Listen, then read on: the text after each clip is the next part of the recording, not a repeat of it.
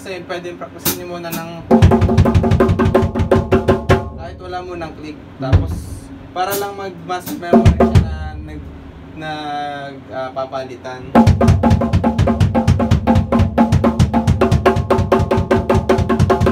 Tapos, saka nyo lagyan ng metro.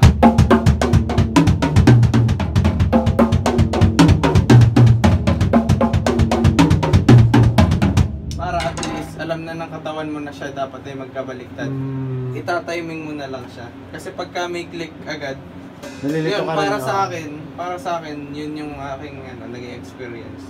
Pinractice ko muna siya ng parang wala munang click para lang masana yung aking